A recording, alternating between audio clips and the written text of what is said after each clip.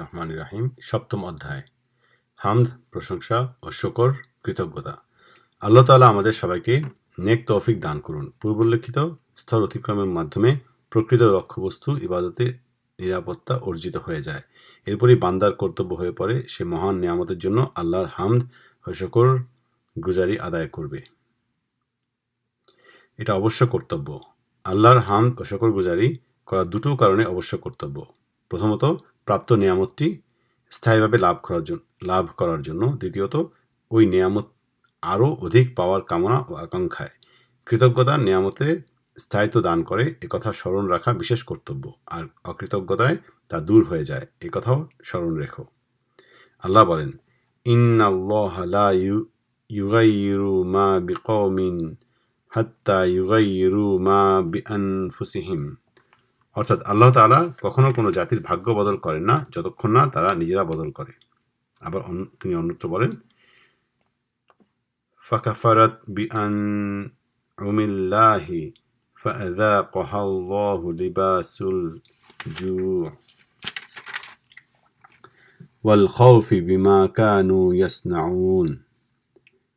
অর্থাৎ তারা আল্লাহর নিয়ামতকে অস্বীকার করেছে, তাই আল্লাহ তাদের বদলা হিসেবে দুর্ভিক্ষ ও সন্ত্রাস দান করলেন।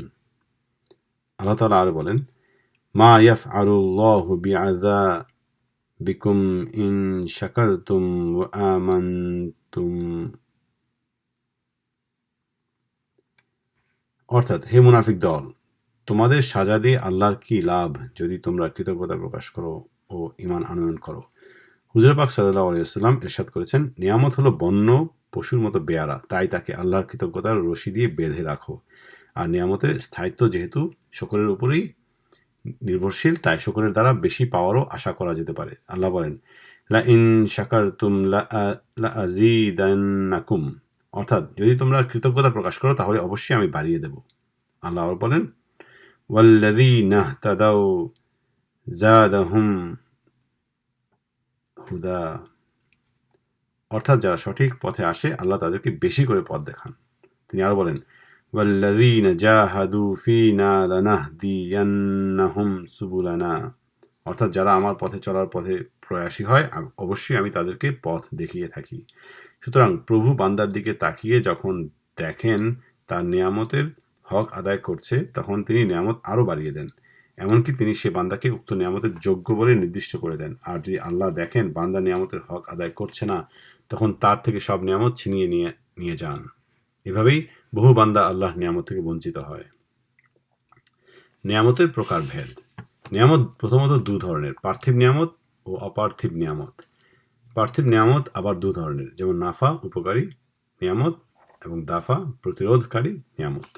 নিয়ামতের নাফা অর্থাৎ উপকারী নিয়ামতও আবার দু ধরনের, যথা নিরাপত্তা, পবিত্রতা ও শান্তি রক্ষা সংশ্লিষ্ট, আর কামনা, স্বাদ গ্রহণ, প্রতিক্রিয়া ও খাওয়া দাওয়ার শক্তি প্রভৃতি সংশ্লিষ্ট। নিয়ামতের দাফাও দু ধরনের, যেমন দৈহিক ও মানসিক ব্যাধি থেকে মুক্ত রাখা এবং বাহ্যিক বিপদাপদ যথা মানুষ, জিন, হিংস্র জন্তু প্রভৃতির ক্ষতি থেকে নিরাপদ রাখা।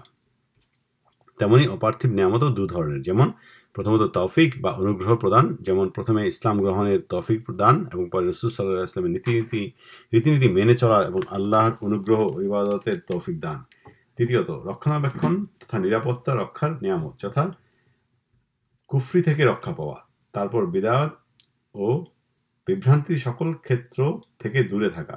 এসব আয়ত্ত করা আল্লাহর নিয়ামত লাভ ছাড়া সম্ভব হতে পারে না। সুতরাং তোমার উপর যে আল্লাহর কত নিয়ামত রয়েছে তার হিসাব কে করতে পারে?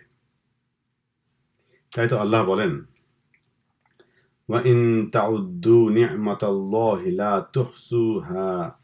অর্থাৎ যদি আল্লাহ নিয়ামত হিসাব করতে বসো তবে তা গণনা করতে পারবে না। আল্লাহ তোমার উপর কৃপাশীল হলেই এসব নিয়ামত তোমার জন্য স্থায়ী ও বৃদ্ধি হতে পারে।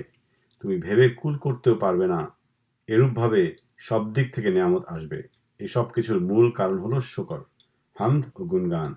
সুতরাং এই অমূল্য সম্পদকে নিজের জন্য অপরিহার্য করে নাও। আল্লাহই তৌফিক দানকারী। হামদ ও শুকরের প্রকৃত পরিচয়।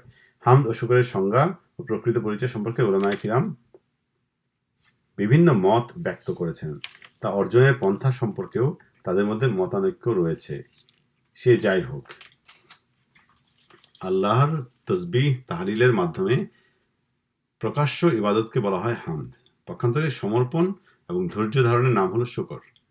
শুকর কুফরির বিপরীত বিষয় এবং হামদ হলো গালিগালাজ ও লাঞ্ছনার বিপরীত।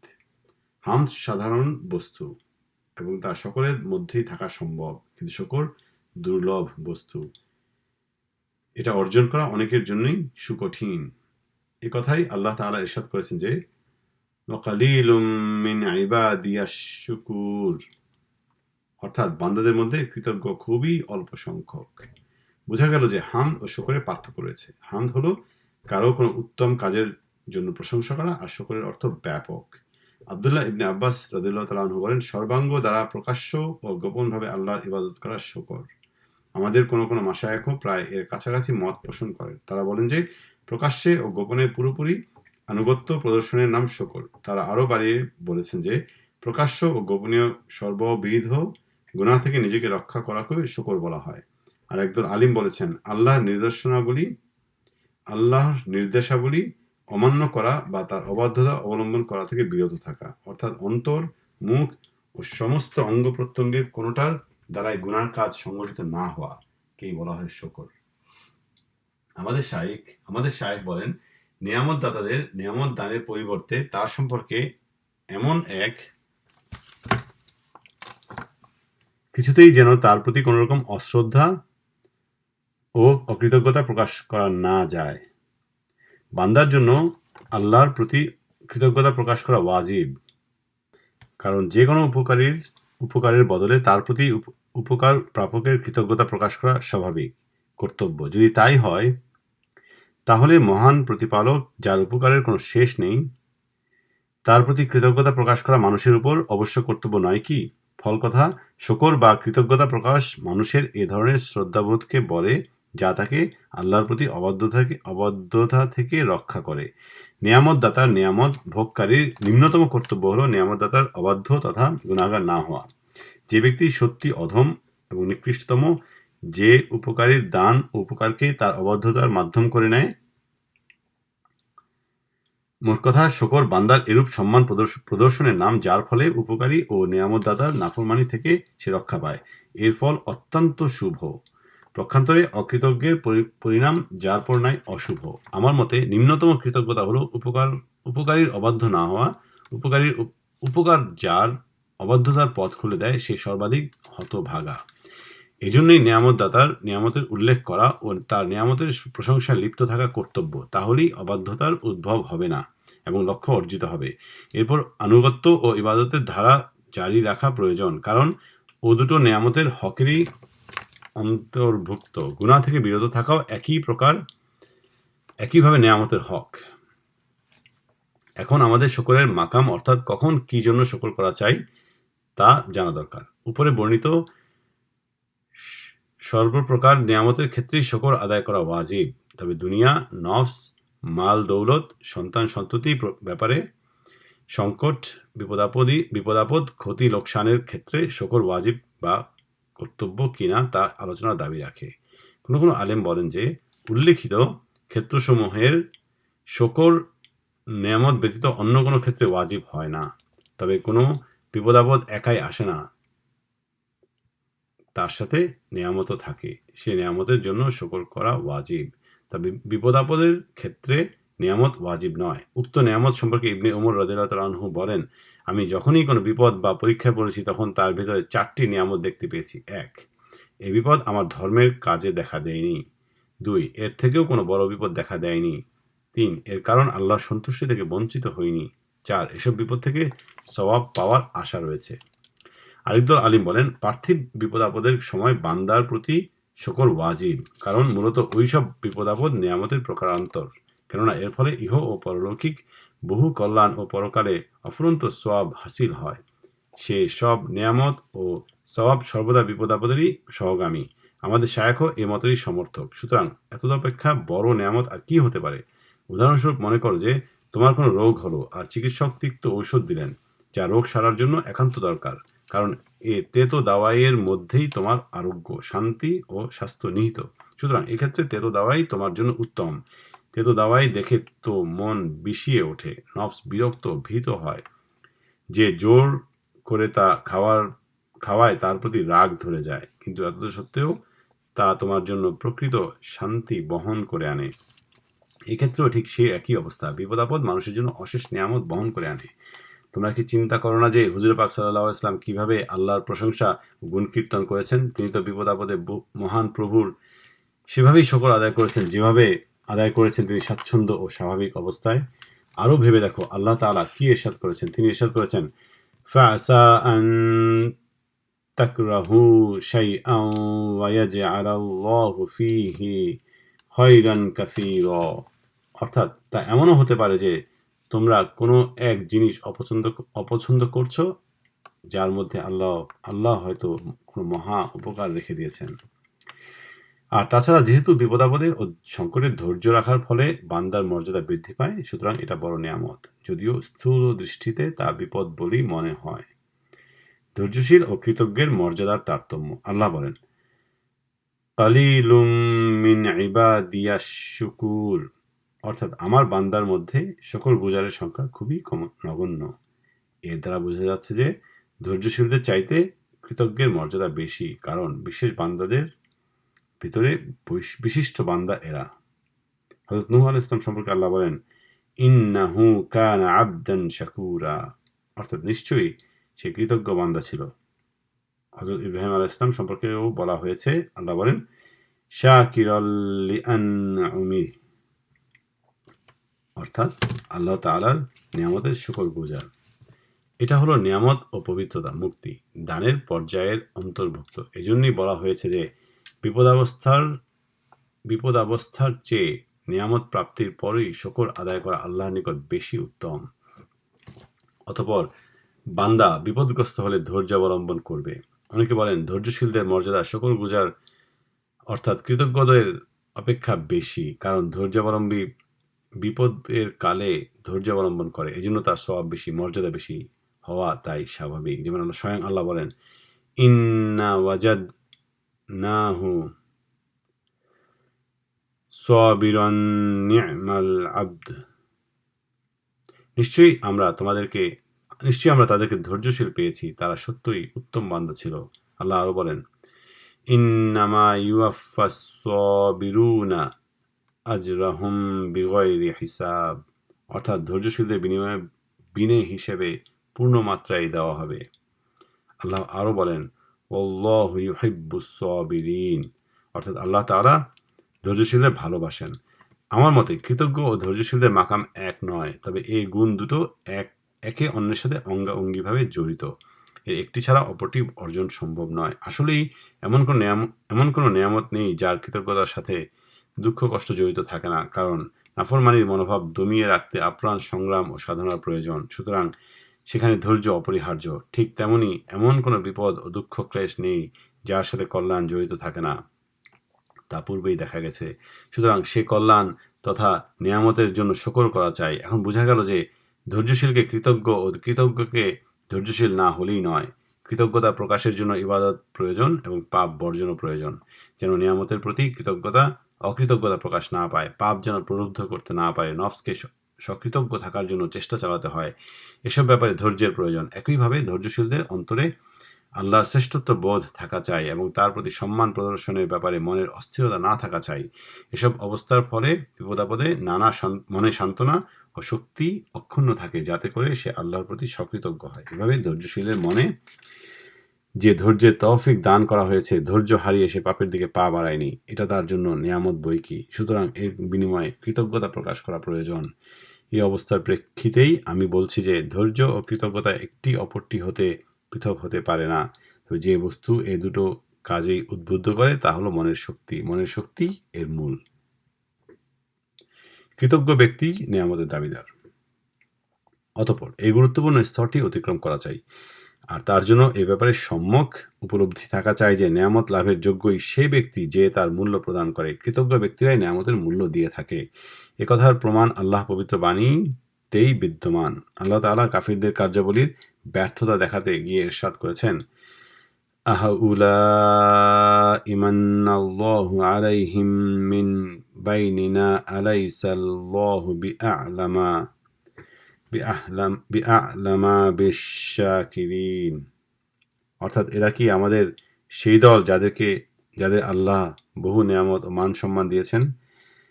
এরা কৃতজ্ঞ বা অকৃতজ্ঞ তা কি আল্লাহ সবার চেয়ে বেশি অবহিত নন? মূর্খদের এরূপ ধারণা ছিল যে বংশমর্যাদা ও ধন সম্পদের ভিত্তিতেই আল্লাহ মান সম্মান দান করবেন, কিন্তু তাদেরকে বাদ দিয়ে যখন তা আল্লাহ নিম্ন স্তরের লোকদেরকে দিলেন, তখন তারা বিস্ময় প্রকাশ করে বলল, আল্লাহ এসব বাজে লোকদেরকে প্রদান করলেন? তাদের জবাবে আল্লাহ বলেন, নেয়ামত ও সম্মানের মূল্য কারা কতটুকু দিতে পারে তা আল্লাহ তাআলাই ভালো জানেন। সার কথা হলো, নিয়ামতের যারা মূল্য দেয় তাদেরকেই আল্লাহ নিয়ামত দেন, আর তারাই নিয়ামতকে মূল্য দেয়। যারা দেহ মন সবকিছু দিয়েই আল্লাহর প্রতি সকৃতজ্ঞ হয় এবং আল্লাহকে সর্বাপেক্ষা অধিক মূল্য দান করে, আল্লাহর জন্য যে কোনো ত্যাগ স্বীকারে প্রস্তুত থাকে, দৃঢ় বিশ্বাসের সাথে আল্লাহর দরবারে কৃতজ্ঞতা প্রকাশ করে, দুর্বল ও অভাবী লোকেরাই যেহেতু এসব করতে প্রস্তুত থাকে, তাই আল্লাহ নিয়ামত লাভের তারাই যোগ্য। এক্ষেত্রে বংশ গৌরব ও ধন সম্পদের কোনোই গুরুত্ব নেই।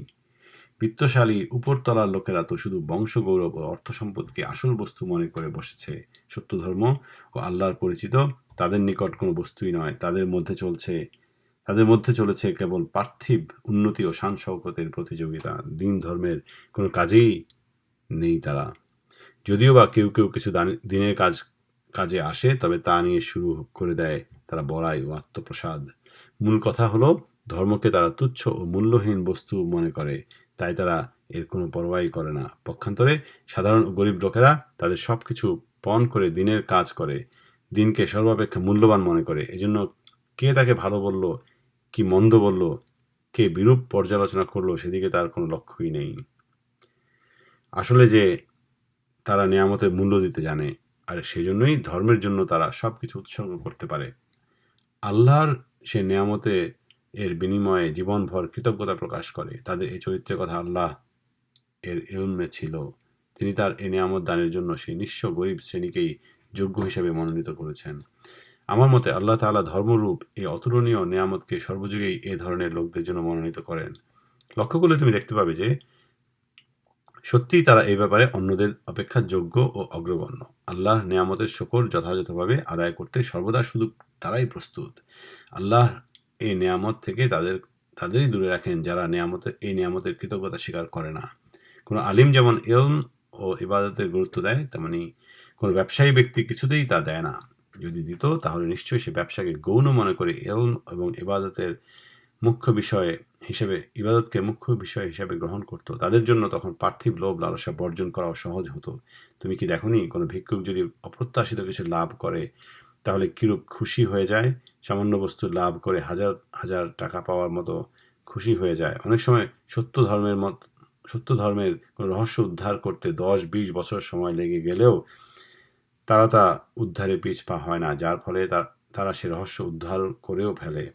তখন তাদের আনন্দ দেখে কে? তাদের এই সাফল্যকে তারা আল্লাহর বিরাট নেয়ামত মনে করে, এটাকে একটা বিরাট সম্পদ বলে ভাবতে থাকে।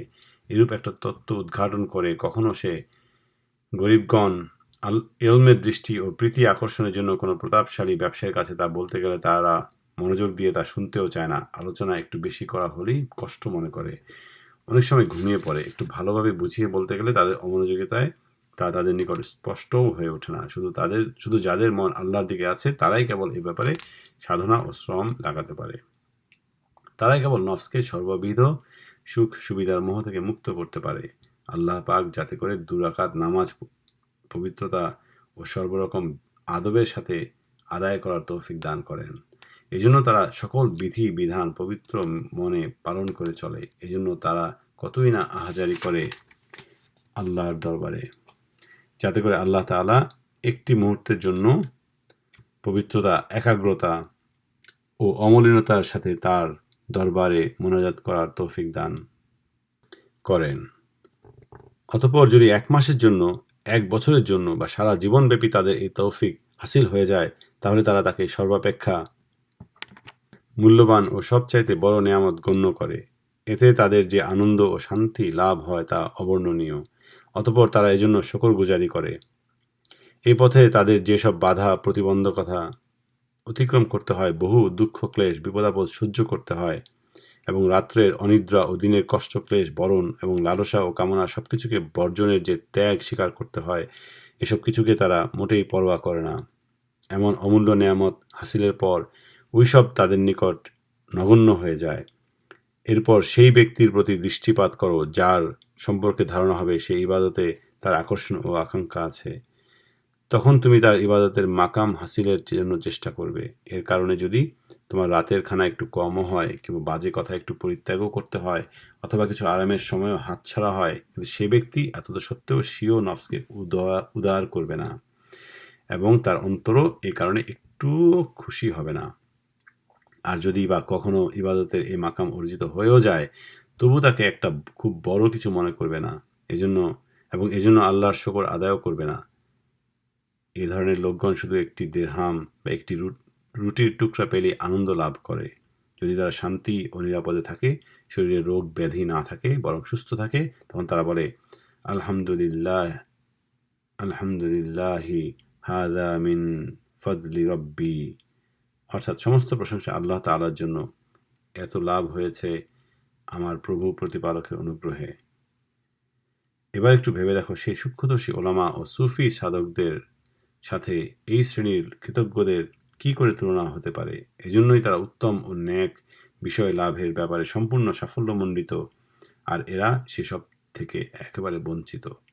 এভাবেই আল্লাহ তাআলা সবকিছু বিতরণ করেন, কেননা তিনি অতিশয় ন্যায় বিচারক। এক্ষণে আলাইসাল্লাহু বিআলামা বিশাকিরিন, অর্থাৎ আল্লাহ তাআলা কি কৃতজ্ঞতার সম্পর্কে উত্তম রূপে অবগত নন?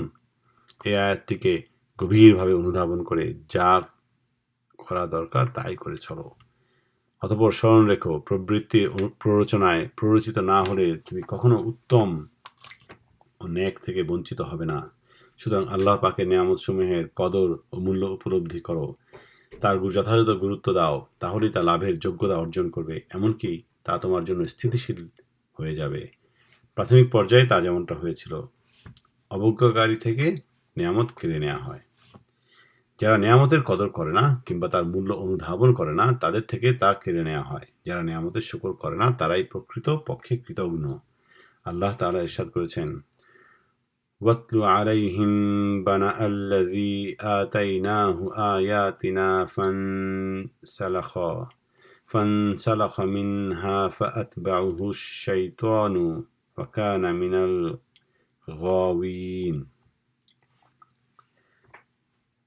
অর্থাৎ তাদের সেই ব্যক্তির অবস্থা পড়ে শোনাও, যাকে আমি আমার পূর্ণ নেয়ামত দান করা সত্ত্বেও সে বেরিয়ে গেল ও তার পিছনে শয়তান লেগে গেল, ফলে সে বিভ্রান্তদের দলভুক্ত হয়ে পড়ল। এই আয়াতটি ব্যাখ্যা হলো, আমি সে বান্দাকে নেয়ামত এবং ধর্মের ব্যাপারে বিশেষ মর্যাদা দান করলাম, তাকে আমি শক্তি দিলাম, যাতে করে সে আমার দরবারে উচ্চ আসন লাভ করতে পারত, কিন্তু সে আমার নেয়ামতের মূল্য দিল না, বরং সে জঘন্য পঙ্কিল দুনিয়ার প্রতি আকৃষ্ট হলো, এবং সে অগ্রাধিকার দিল মহান মর্যাদার পরিবর্তে কামনাকে। হায়, যদি সে জানতে পেত যে সমগ্র দুনিয়া দিনের এক সামান্যতম নেয়ামত তুল্যও হতে পারে না, এবং সারা দুনিয়ার মূল্য দুনিয়ার আল্লাহর কাছে একটি মাটি কিংবা তুচ্ছ একটি দ্রব্যের তুল্যও নয়, নাউজুবিল্লাহ, সেই ব্যক্তির তুলনা তাহলে কেবল সেই নিচাশয়ের সঙ্গেই করা যেতে পারে যে সম্মান ও শান্তিকে অসম্মান ও কষ্টের উপরে স্থান দেয় না, এবং মর্যাদা ও ইজ্জতকে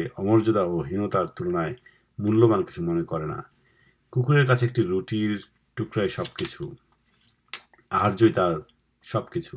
মোট কথা, কিছু খেতে পেলেই হলো, তা দস্তরখানা ঝাড়া জুড়ামুটাই হোক, আর মাটিতে বিছানো বা ফেলে দেওয়া খাদ্যই হোক। মোট কথা, কুকুরের নিকট সব বুজুর্গি ও মর্যাদা এর ভিতরেই সীমাবদ্ধ। তেমনি দুর্ভাগ্য এই ধরনের মানুষেরও, যারা আমার নেয়ামতের মূল্য দেয় না এবং আমার দানকৃত বস্তুর হক উপলব্ধি করে না, ফলে তার বিবেচনা শক্তি বিলুপ্ত হয়। সে আমার নেয়ামত অবজ্ঞা করে, নিকৃষ্ট পার্থিব ভোগ বিলাসে লিপ্ত হওয়ায় বিভ্রান্ত বেতমিজদের অন্তর্ভুক্ত হয়। তখন তাকে শায়েস্তা করার জন্য আমি বিচারকের ভূমিকা অবলম্বন করি, এবং তাকে প্রদত্ত সব নিয়ামত, মারিফাত ও সম্মান কেড়ে নেওয়া হয়। তার অন্তঃকরণ থেকে মারিফাতের আলো তুলে নেওয়া হয়। এভাবে সে সকল অনুগ্রহ, সম্মান, মর্যাদা থেকে বঞ্চিত হয়ে যায়। তখন সে হয়ে যায় অভিশপ্ত কুকুর ও বিতাড়িত শয়তানের ন্যায়। আমরা আল্লাহর দরবারে এই ধরনের কষ্টদায়ক ও অসম্মানজনক অবস্থা থেকে নিরাপত্তা কামনা করছি। এবার এক বাদশার উদাহরণ দেখো। মনে করো এক বাদশাহ তার এক ভৃত্যকে বিশেষ স্নেহ করে উত্তম পোশাক আদি দান করতেন এবং তাকে নিজের কাছেই রাখতেন। অন্যান্য সব ভৃত্য ও কর্মচারীদের চেয়ে তাকে বেশি মর্যাদা প্রদান করতেন। বাদশাহ তাকে এই মর্যাদার কারণেই স্বীয় কক্ষের দ্বার প্রহরী করে রাখলেন। এরপর বাদশাহ নির্দেশ দিলেন যে উক্ত ভৃত্যের জন্য অমুক স্থানে একটি বিরাট অট্টালিকা নির্মাণ করা হোক। সে অট্টালিকায় খাদ্যের আয়োজন এবং দাস দাসীর ব্যবস্থারও নির্দেশ দেওয়া হলো। তারপর বাদশাহ ঘোষণা করলেন যে এই ভৃত্যের চাকুরির মেয়াদ শেষ হয়ে গেলেই তাকে জনৈক বাদশার সম্মান দিয়ে উল্লেখিত প্রাসাদ ভবনে থাকতে দেওয়া হবে। এমন ক্ষেত্রে উক্ত ভৃত্যের চাকুরির মেয়াদ মাত্র 1 দিন বাকি। এমন সময় উক্ত ভৃত্য যদি বাদশার গৃহ দরজায় দাঁড়িয়ে অদূরস্থ কুকুরগুলোর রুটির টুকরা ও হাড্ডি নিয়ে কারাকারির দিকে তাকিয়ে অবশেষে সেই কুকুরের খাদ্য কেড়ে এনে খাবারের জন্য সেদিকে ছুটে যায় আর তার এই কার্য বাদশার দৃষ্টিগোচর হয়, তাহলে বাদশাহ কি তাকে একেবারেই বেওকুফ এবং হীন ও জঘন্য চরিত্রের লোক বলে মনে করবেন না? তিনি কি তখন ভাববেন না যে আমি যাকে এত উচ্চ মর্যাদার আসনে প্রতিষ্ঠিত করতে যাচ্ছি সে তার এতটুকু মাত্র মূল্য উপলব্ধি করছে না? তখন অবশ্যই তিনি তাকে যে মূল্যবান পোশাক পরিচ্ছদ ও মান মর্যাদা দান করেছিলেন তা সবই তার কাছ থেকে কেড়ে নেবেন। তখনই তাকে তার চাকরি থেকে বরখাস্ত করে তাড়িয়ে দেবেন। যেসব আলিম দরবেশ দুনিয়ার লোভে পড়ে যায় তাদের অবস্থা ঠিক অবিকল এমনই। আল্লাহ তাদের যে ইলম ও ইবাদতের দানে ধন্য করেছিলেন তারা তার মূল্য না বুঝে প্রবৃত্তির প্ররোচনায় প্ররোচিত হয়।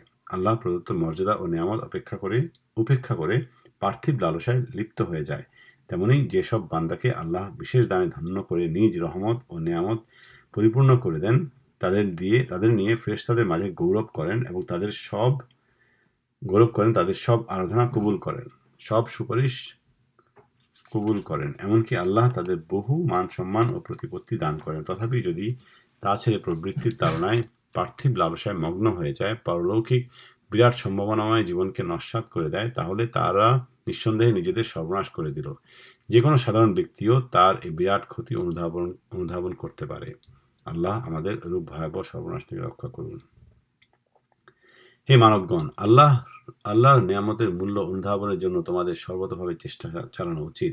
আল্লাহ যখন তোমাদের সত্য ধর্মের মতো নেয়ামত দান করে ধন্য করেছেন তখন তুচ্ছ পার্থিব উপকরণের দিকে আগ্রহ পরিহার করো, নইলে কেবল ক্ষতিরই শিকার হবে।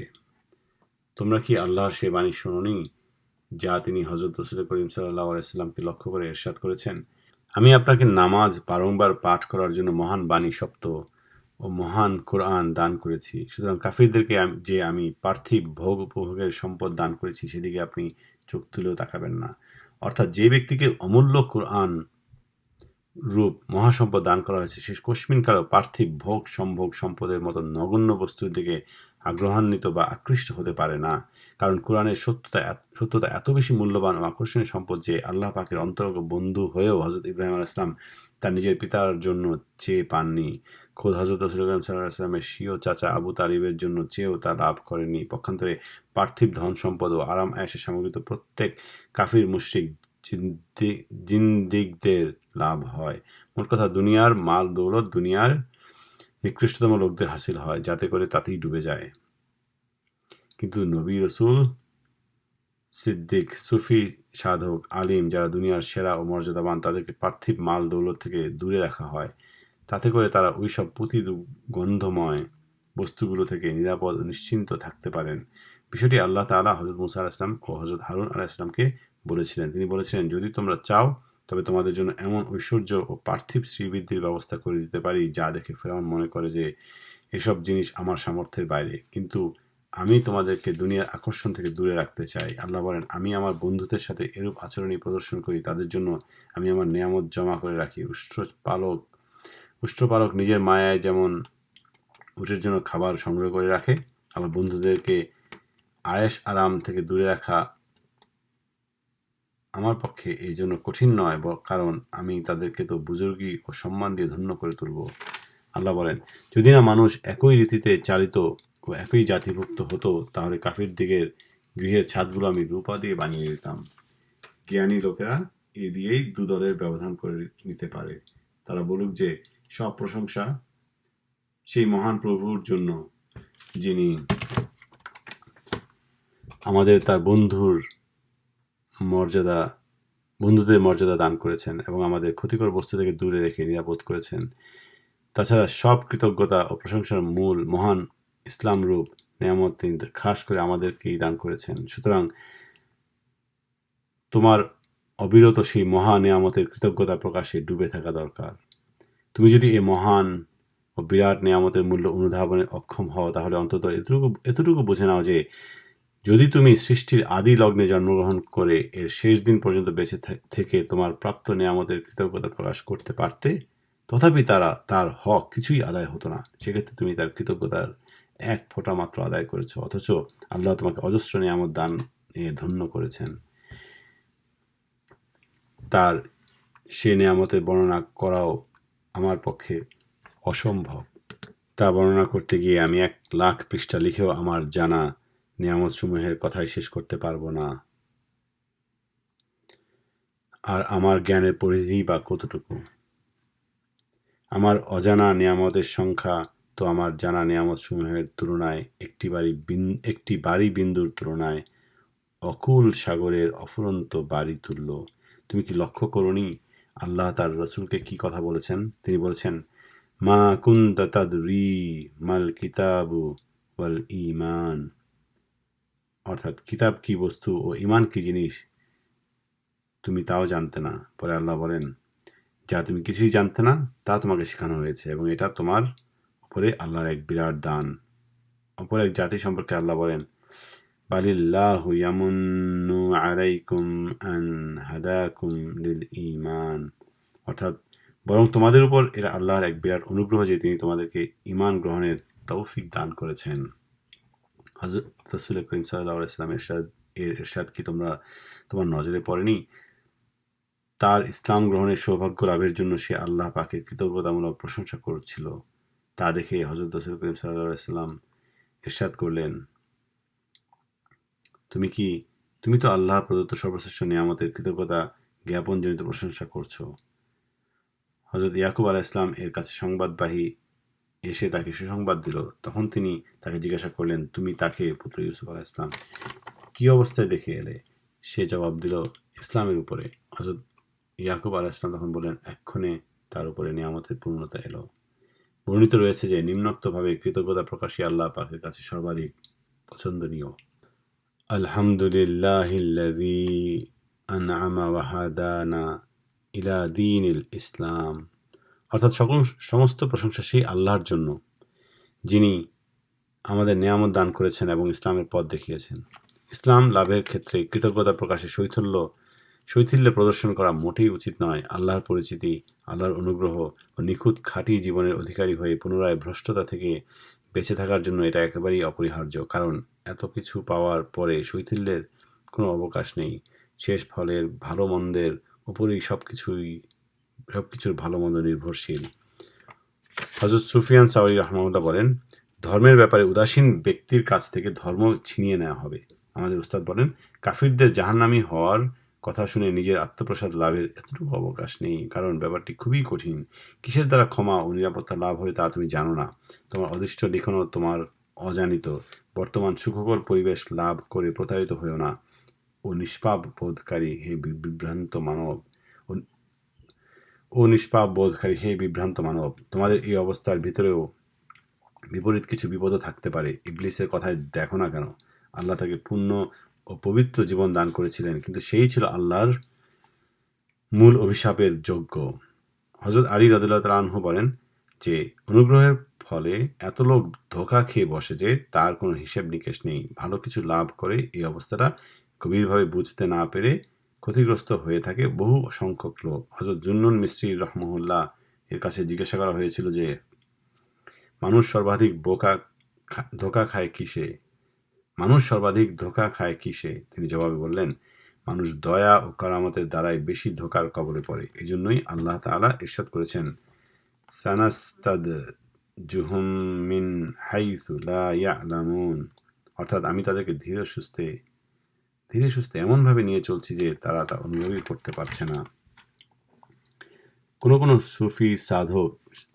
সুফি সাধক এরূপ বলেন যে আমরা নেয়ামত লাভ করে কৃতজ্ঞতা প্রকাশের কথা একেবারেই ভুলে যাই। এ প্রসঙ্গে জনৈক কবি বলছেন, সুদিন এলেই তোমার মন খুশিতে নেচে ওঠে, কিন্তু তার পেছনেই যে রয়েছে বিপদ আপদের দিন, সেই কথাটা তুমি মোটেই ভেবে দেখছো না। জ্যোৎস্না রাতে আলো দেখে তুমি সবকিছু ভুলে বসো, কিন্তু এই আলোকোজ্জ্বল সৌন্দর্যের আড়ালেই যে রয়ে গেছে অন্ধকারের কদর্যতা। মোট কথা, তুমি যতই আল্লাহর নৈকট্য লাভ করতে থাকবে, ততই তোমার বিপদ আপদ বেড়ে চলবে। এই পথে ঝুঁকি নিতেই হবে তোমাকে। কোনো কিছুতেই পরিপূর্ণতা অর্জনের কালে যে পরিবর্তন আসে তা খুবই ভয়াবহ। যে কোনো পাখি উড়ে বেড়ানো শিখে যদি বেপরোয়াভাবে উঠতে যায়, তাহলে সে নিশ্চয়ই ভূমিতে পতিত হবে। সুতরাং এমত অবস্থায় বেপরোয়াই, ভয়হীনতা ও অসতর্কতা নেয়ামতে স্থিতিশীলতা রক্ষার পক্ষে একেবারেই অবাঞ্ছিত। বরং এমতো ক্ষেত্রে সতর্কতার সাথে চেষ্টা তদবির বহাল না রেখে উপায়ান্তর নেই। হযরত ইব্রাহিম ইবনে আদহাম রাহমাহুল্লাহ বলতেন যে, তোমরা নির্ভয়ে কি করে হলে, যখন নবী ইব্রাহিম আলাইহিস সালাম বলেছেন, ওয়াজনুবনি ওয়াবানি আন তা'বুদাল আসনাম, অর্থাৎ আমাকে ও আমার খাস বংশধরগণকে মূর্তি পূজা থেকে রক্ষা করো। হযরত ইউনুস আলাইহিস সালাম বলেছেন, তাওয়াক্কানি মুসলিমা, অর্থাৎ আমাকে মুসলিম রূপে মৃত্যুবরণ করাও। সুফিয়ান সাওরি সর্বদা বলতেন, আল্লাহুম্মা সাল্লিম সাল্লিম, অর্থাৎ হে মাবুদ, নিরাপদে রাখো, নিরাপত্তা দান করো। তার এই মোনাজাত এমনই পুনঃ পুনঃ উচ্চারিত হতো যে তা দেখে মনে হতো তিনি একটি নিমজ্জমান নৌকায় থেকে অত্যন্ত নাজুক অবস্থায় আল্লাহর দরবারে সকরুণ প্রার্থনা মোনাজাত জানাচ্ছেন। মোহাম্মদ ইবনে ইউসুফ রাহমাহুল্লাহ বলেন, আমি একদা দেখলাম হযরত সুফিয়ান সাওরি রাহমাহুল্লাহ সারা রাত চিন্তাযুক্ত অবস্থায় শুধু খেতেই কাটিয়ে দিলেন। তাকে জিজ্ঞাসা করলাম, হুজুর, গুনাহ মাফির জন্যই কি এত কাঁদছেন? তিনি জবাব দিলেন, গুনাহ মাফের ব্যাপার তো সহজ বিষয়। আমি আশঙ্কা করছি না জানি রোজ কিয়ামতে আমার ঈমানটুকুই কেড়ে নেওয়া হয়। আমি এক বুজুর্গের কাছে শুনেছি, কোনো নবী আল্লাহর কাছে জিজ্ঞাসা করেছিলেন, হে মাবুদ, বালআম বাউরকে এত নেয়ামত ও বুজুর্গি দান করে তার থেকে তা আবার ছিনিয়ে নেওয়া হলো কেন? আল্লাহ জবাব দিলেন, সে একদিনও আমার নেয়ামতের জন্য কৃতজ্ঞতা প্রকাশ করেনি। যদি তা করত, তবে তার থেকে নেয়ামত ও বুজুর্গি ছিনিয়ে নেওয়া হতো না। হে মানব সকল, এটা বড়ই মর্তবার ও সতর্কতার স্থান। সাবধানতা অবলম্বন করো, সকল গুজারি দৃঢ়ভাবে আঁকড়ে ধরো। 3 রূপ নেয়ামতের জন্য আল্লাহর প্রশংসা ও গুণ কীর্তন করো।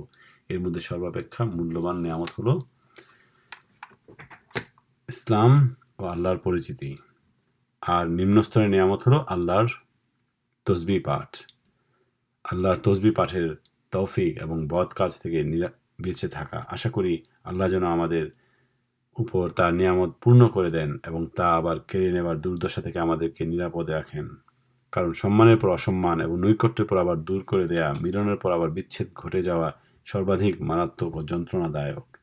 বিশেষ কথা, আল্লাহ পাকের এই বিরাট নিয়ামত ও তার সেই সম্মানজনক তৌফিক সমূহের বিষয়টি একবার গভীরভাবে অনুধাবন করে দেখো যে তোমার সম্মুখে বিদ্যমান, অথচ তোমার বিবেক যা ধরতে এবং কল্পনা শক্তি যা কল্পনার আয়ত্তে আনতে পারে না, সেগুলো অর্জনের পথে যত সব বিপদ ও সমস্যা রয়েছে, সেগুলো তুমি আল্লাহর কৃপায় অতিক্রম করে চলছ।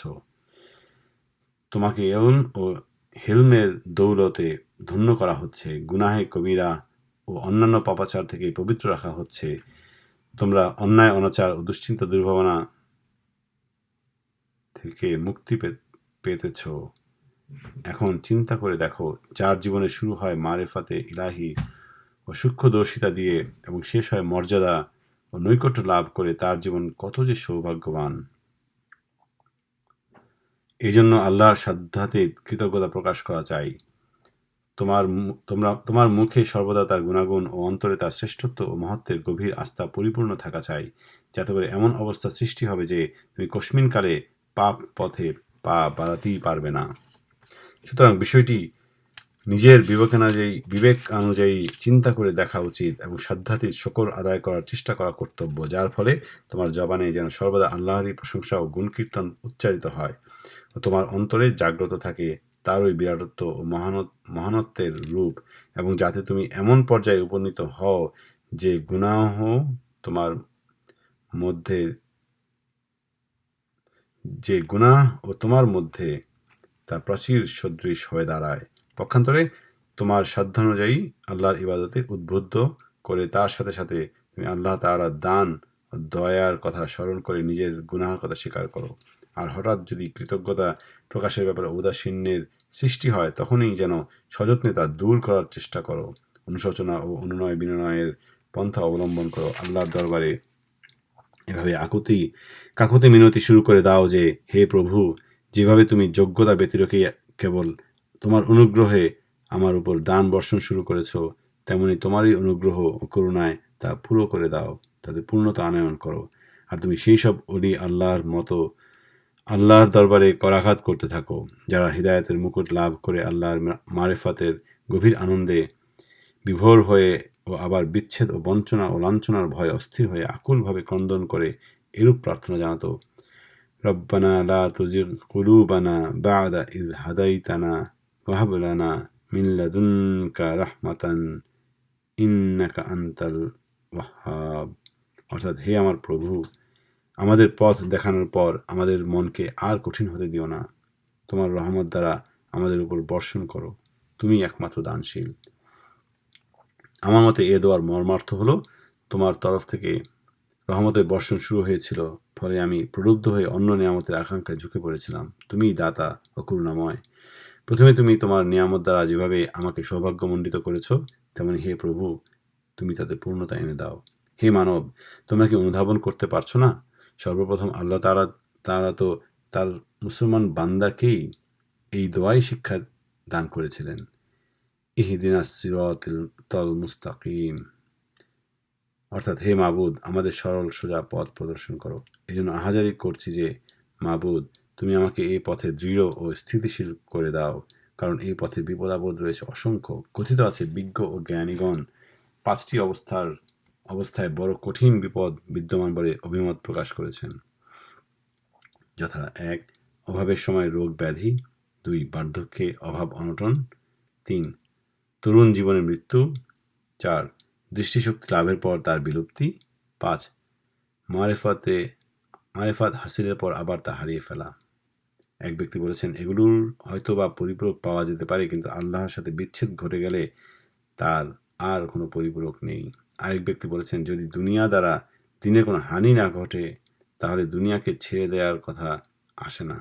আল্লাহ প্রদত্ত নিয়ামতগুলোর প্রত্যেকটিরই অবস্থা তাই। দিনের পথে সত্য ধর্মে স্থিতি ও উন্নয়ন লাভ হয়। সার কথা হলো, আল্লাহর দেয়া নিয়ামতগুলোকে ঠিক রাখলে তার সাহায্যেই তুমি সংকট উত্তীর্ণ হতে পারবে। তখন দুটো মূল্যবান বস্তুই তুমি অধিকার করতে পারবে, অর্থাৎ দিনের স্থিরতাও পাবে আর তাতে উন্নয়নও লাভ হবে। তোমার নিয়ামত স্থায়ী হবে, আর নিয়ামত তুমি না চাইলেও তা বৃদ্ধি পেতেই থাকবে, আর তা হারাবার কোনো আশঙ্কাই থাকবে না। তখন তুমি আলিম প্রিয়, ধর্মভীরু, তাওবাকারী, তারেকি দুনিয়া, কুরবান, সেবক, শয়তান বিজয়ী, খোদা ভীরু, শুকরগুজার এবং আল্লাহ তাআলার খাঁটি বান্দাদের অন্তর্ভুক্ত হবে, যার ফলে তুমি মহাসম্মানে আল্লাহর সান্নিধ্য পাবে।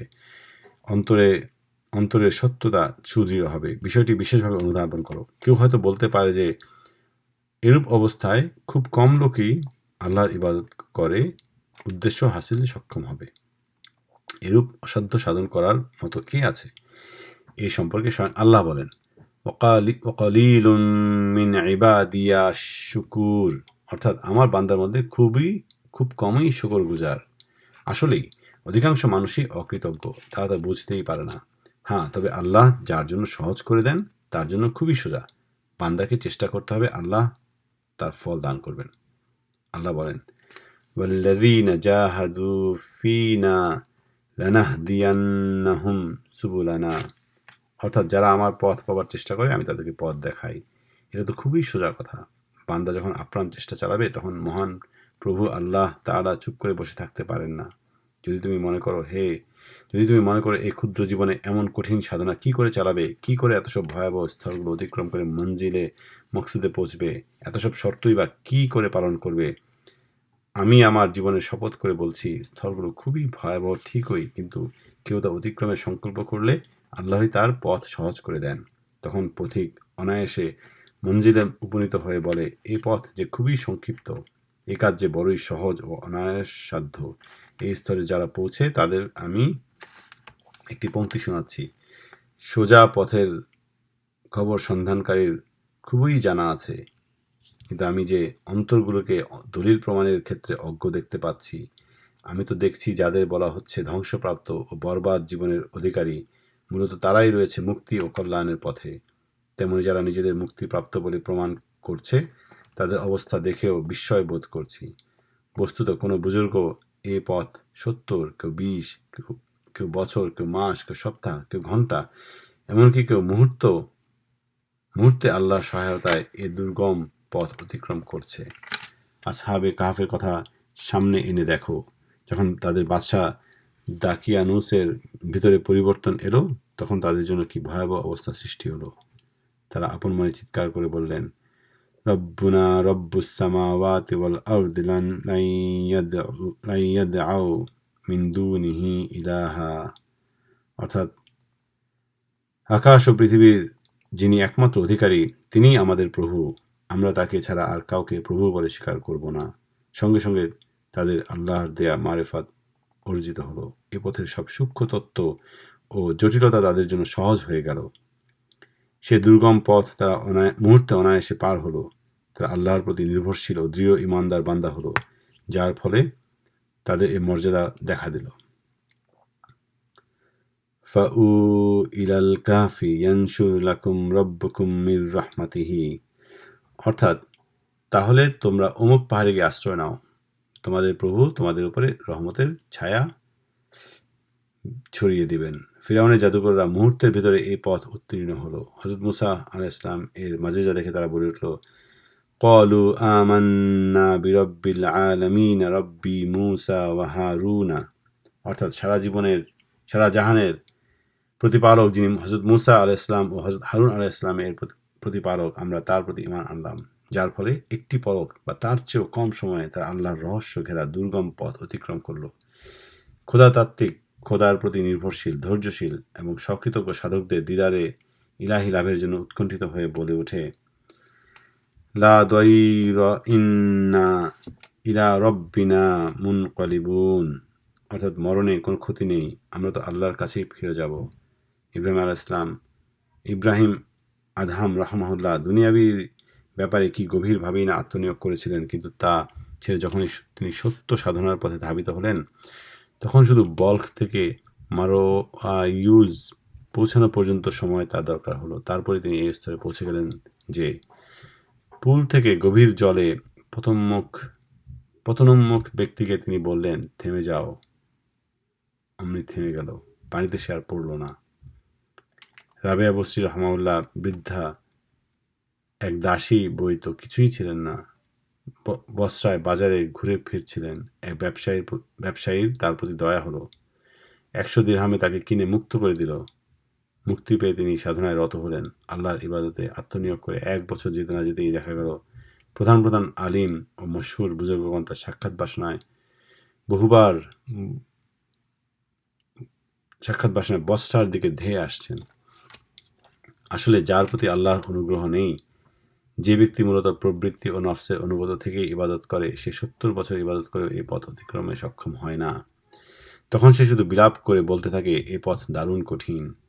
যদি প্রশ্ন করা হয় সাফল্য ও অসাফল্য আল্লাহর তৌফিকের উপর নির্ভরশীল করা হলো না কেন, এই প্রশ্নের জবাবে ঐশী সতর্কবাণী শোনা যাবে, আদব রক্ষা করো। প্রতিপালকের গভীর তত্ত্ব ও তার ইবাদতের হক সম্পর্কে আগে জেনে নাও। তার কাছে কোনরূপ প্রশ্ন তোলার ক্ষমতা কারোরই নেই।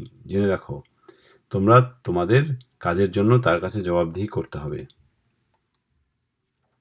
জেনে রাখো, দুনিয়ার সত্য সাধনার পথটি পুলসিরাতের অনুরূপ। কেউ তা বিদ্যুৎ বেগে পার হবে, কেউ পার হবে ঝড়ের বেগে, কেউ হেঁচড়াতে এগোবে, কেউ আবার আটকা পড়ে যাবে, কাউকে আবার দোজখে টেনে ফেলা হবে, কেউ কেউ এই অবস্থায় দুনিয়ার সত্য সাধনার পথটি ঠিক এই অবস্থায় দুনিয়ার সত্য সাধনার পথটি দুনিয়া ও আখেরাতের বান্দার জন্য এ দুটোই পুল।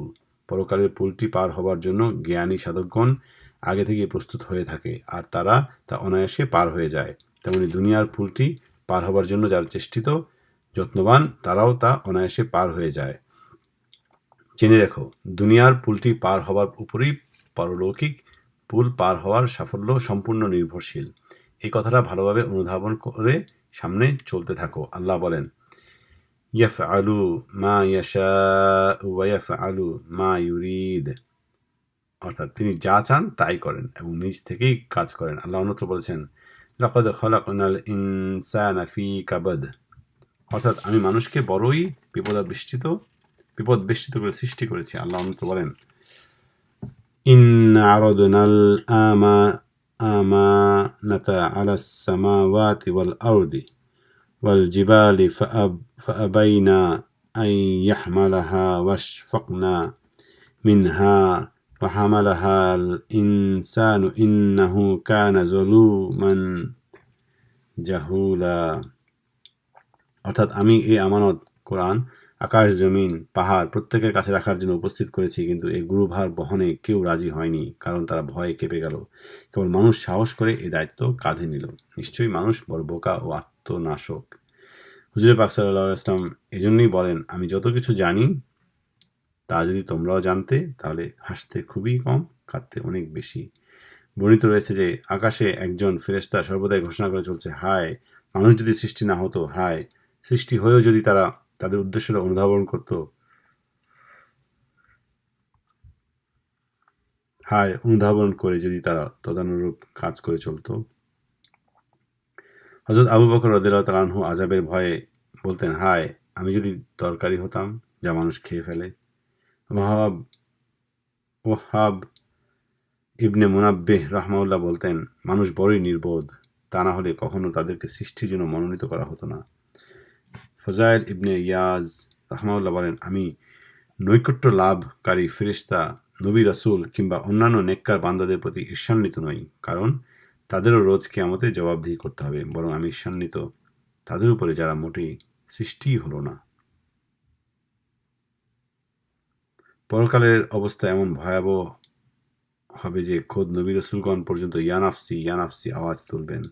বর্ণিত রয়েছে, কোনো বান্দার ইবাদত যদি ৭০ জন নবীর সমান হয়, তবুও তার মুক্তি লাভের ব্যাপারে সংশয় দেখা দেবে। তখনকার জন্য যে ব্যক্তি নিরাপত্তা চায়, তার উচিত ইসলামের কাজে এত বেশি আত্মনিয়োগ করা যেন তার সাথে অবাঞ্ছিত কোনো কিছুই যুক্ত না হয়। আল্লাহর আনুগত্যে ৪০ প্রকার ফজিলত, ২০ প্রকার পার্থিব। আমি বহুত চিন্তাভাবনা ও গবেষণার পর উপলব্ধি করতে পেরেছি যে আল্লাহ এর ইবাদত, খিদমত, আনুগত্য প্রদর্শন ও এই পথে স্থিতিশীলতা অর্জনকারী বান্দাকে আল্লাহ ৪০ প্রকার ফজিলত ও কারামত দান করেন। তন্মধ্যে ২০টি পার্থিব ও ২০টি পারলৌকিক। উক্ত ফজিলত ও কারামতগুলো নিম্নে উল্লেখ করা গেল। পার্থিব ফজিলত: ১. আল্লাহ তাআলা সে বান্দার সম্পর্কে আলোচনা করেন এবং তার ইবাদতের প্রশংসা করেন। স্বয়ং আল্লাহ যে বান্দার প্রশংসা করেন, তাহার মর্তবা ও ফজিলত যে কত ঊর্ধ্বের তা সহজেই অনুমান করা যায়। ২. আল্লাহ সে বান্দাকে সম্মান প্রদর্শন করেন ও তার ইবাদত, আনুগত্য, খেদমতের জন্য কৃতজ্ঞতা প্রকাশ করেন। সমমর্যাদার কোনো ব্যক্তি যদি কাউকে সম্মান দেখায়, তাহলে তাকেই তো যথেষ্ট গৌরবের বিষয় মনে করা হয়, আর স্বয়ং আল্লাহ যাকে সম্মান দেখান তার গৌরবের কথা কি আর ভাষায় প্রকাশ করা যায়? ৩. আল্লাহ তাআলা সে বান্দাকে ভালোবাসেন।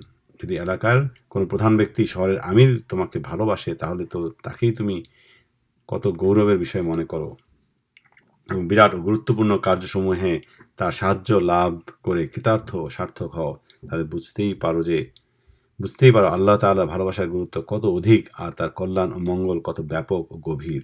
আল্লাহ পাক সেই বান্দার সকল বিষয় ও বস্তুর তত্ত্বাবধান ও রক্ষণাবেক্ষণের দায়িত্ব সহস্তে তুলে নেন। আল্লাহ তাআলা সেই বান্দার রিজিকের জিম্মাদার নিজেই হয়ে যান এবং সে যখন যে অবস্থায় থাকুক না কেন, সর্বাবস্থায় অনায়াসে ও বিনা ক্লেশে রিজিক পেয়ে যেতে থাকে। ৬. আল্লাহ তাআলা সেই বান্দার সকল শত্রুর শত্রুতা ও ও সর্বরকম বিপদাপদ দূর করার জন্য তার বন্ধু ও সহায়ক হয়ে যান। 7. আল্লাহ তাআলা সেই ব্যক্তির প্রতি ঘনিষ্ঠ হয়ে যান, যার ফলে তাকে আর কোনরূপ অবনতি, পতন, বিবর্তনের চিন্তায় বিচলিত হতে না হয়। 8. সেই ব্যক্তির আত্মমর্যাদাবোধ জাগ্রত ও সবল হয়। দুনিয়ার কোনো ব্যক্তি বা কোনো কিছুই তার দ্বারা সেবা লাভের সুযোগ পেতে সক্ষম হয় না। এমনকি কোনো বড় রাজা বাদশার কাছেও সে কোনোভাবে মস্তক অবনত করে না। 9.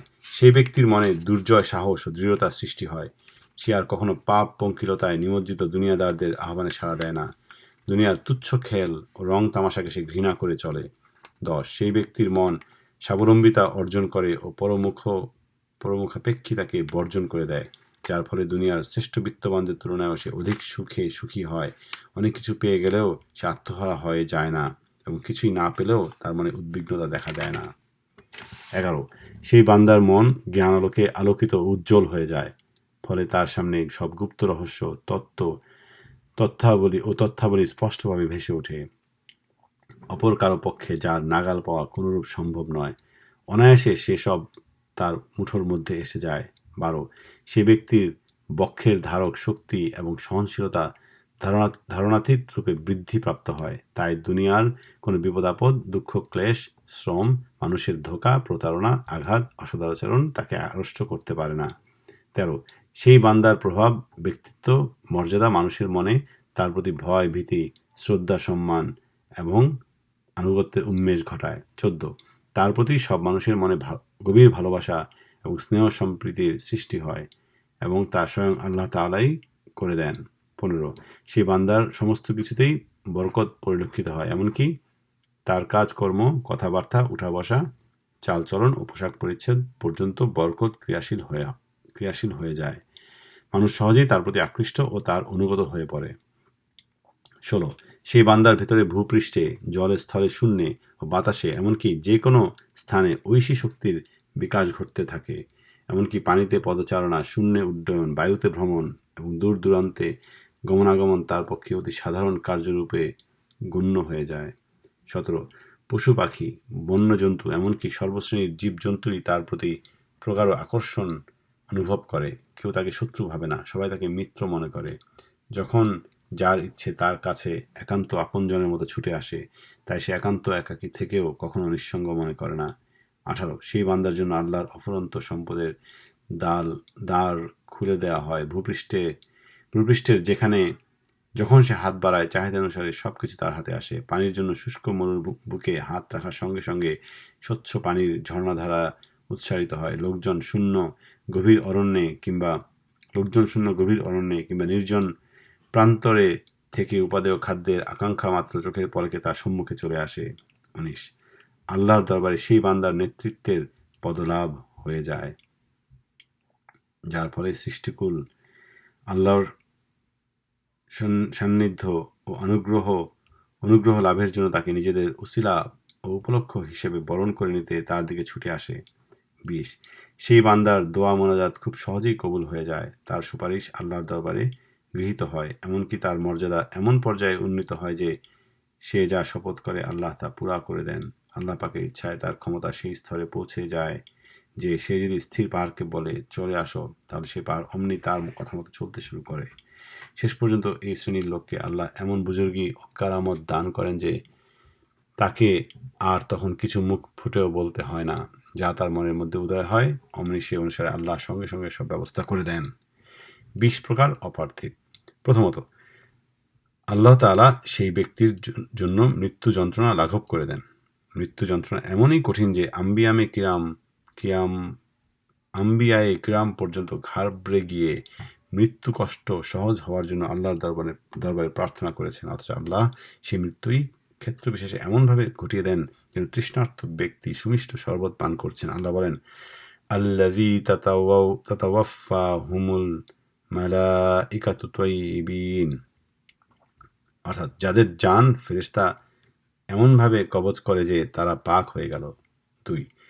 সেই লোকের ভিতরে মারেফত, ঈমান ও আল্লাহ ভীতির দৃঢ়তা জন্ম নেয়, যার ফলে তার চোখ দিয়ে সর্বদা অশ্রুর ধারা প্রবাহিত হয়। আল্লাহ বলেন, ইউসাব্বিতুল্লাহুল্লাযীনা আমানু বিল কওলিত ফি তাবিতি ফিল হায়াতিদ দুনিয়া ওয়া ফিল আখিরা, অর্থাৎ এবং আল্লাহ তাআলা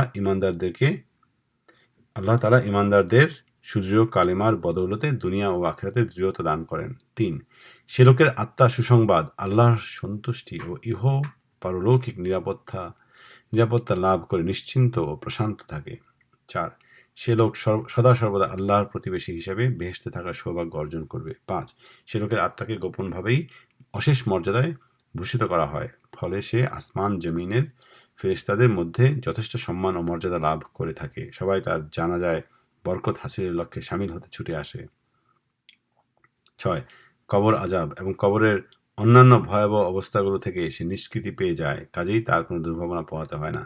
7. তার কবর উজ্জ্বল ও প্রশস্ত হয়ে যায়, তাই সে বেহেশত থেকে আগত সুখ শান্তির মাঝে বিচরণ করতে পারে। 8. তার রূহ আল্লাহর প্রিয় ও সম্মানিত রূহ সমূহ থেকে সাহায্য পেয়ে থাকে। সবুজ পাখির রূপ ধরে তার রূহ অন্যান্য পুণ্যাত্মাদের সাথে আনন্দ বিহার করে। 9. তাকে হাসরের মাঠে মূল্যবান তাজ ও বোরাক বাহন দিয়ে সম্মানিত করা হবে। 10. হাসরের মাঠে তার চেহারা হবে সমুজ্জ্বল। আল্লাহ বলেন, সেদিন বেশ কিছু চেহারা সমুজ্জ্বল থাকবে এবং তারা নিজ প্রভুর দিকে তাকিয়ে দেখতে থাকবে। আল্লাহ অন্যত্র বলেন, এবং সেদিন অনেক চেহারা ইমানের কারণে হাস্যোজ্জ্বল হয়ে বিরাজ করবে। 11. কিয়ামতের ভয়াবহ অবস্থাও সে নিশ্চিন্ত থাকবে। আল্লাহ বলেন, সে ভালো না যে ব্যক্তি কিয়ামতের দিন নিরাপদে বেহেশতে প্রবেশ করে। 12. সে ব্যক্তি তার ডান হাতে আমলনামা পাবে। কেউ কেউ হয়তো আমলনামার বালাই থেকেই এই রেহাই পেয়ে যাবে। 13. সে ব্যক্তির হিসাব নিকেশ একেবারে সহজ হয়ে যাবে। কেউ হয়তো হিসাব নিকেশের বালাই থেকেই মুক্তি পেয়ে যাবে। 14. পাপ পুণ্যের ওজন দেবার বেলায় মিজানে নেকের পাল্লা ভারী হবে। কোনো কোনো বুজুর্গের অবস্থা এমন হবে যে বিচার মীমাংসার জন্য তাকে মোটেই অপেক্ষাই করতে হবে না। 15. সে হযরত রাসূল করিম সাল্লাল্লাহু আলাইহি ওয়াসাল্লামের সাথে হাউজে কাউসারের পানি পান করবে, ফলে তার আর মোটে পানির পিপাসা কষ্টই অনুভব করতে হবে না। 16. সে লোক অনায়াসে পুলসিরাত পার হবার অনুমতি পেয়ে যাবে এবং জাহান্নাম পার হয়ে যাবে। 17. রোজ কিয়ামতে নবী রাসূলদের মতো সেও শাফায়াতের অধিকার লাভ করবে। 18. সে লোক বেহেশতে স্থায়ী রাজকীয় সম্পদ ধনৈশ্বর্য লাভ করবে। 19. সে লোক আল্লাহর সর্বাধিক সর্বশ্রেষ্ঠ সন্তোষ লাভ করবে। 20.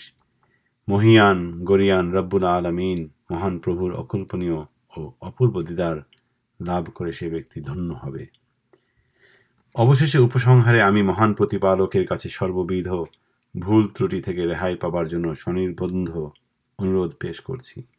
আমার লিখনি যেন কোনোখানে সীমা লঙ্ঘন না করে, তা আমি নিজে করি না, তা যেন আমার মুখ থেকে না বেরোয়। আমি সেজন্যও তৌফিক কামনা করছি। দিনের ক্ষেত্রে অসংখ্য ত্রুটি বিচ্যুতি থাকা সত্ত্বেও যা কিছু বললাম তোর জন্য আল্লাহর দরবারে ক্ষমা প্রার্থনা করছি।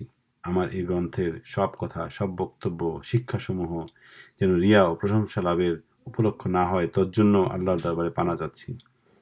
আমি মহান মাবুদের দরবারে এই আশায় পোষণ করছি, তিনি যেন আমাদের সবাইকে এলম অনুযায়ী আমল করার তৌফিক দান করুন।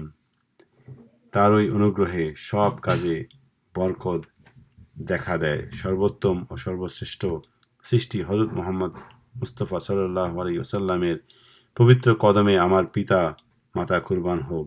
তিনি সবাইকে মহান প্রভুর প্রকৃত পরিচয় দান করেছেন এবং তারই শ্রেষ্ঠতম পথে দাওয়াত দিয়েছেন। তাই তার প্রতি মুহূর্তে লাখো ক্রোড় সালাম, দরুদ ও আল্লাহ পাকের রহমত অবারিত ধারায় বর্ষিত হোক। আমিন সুম্মা আমিন।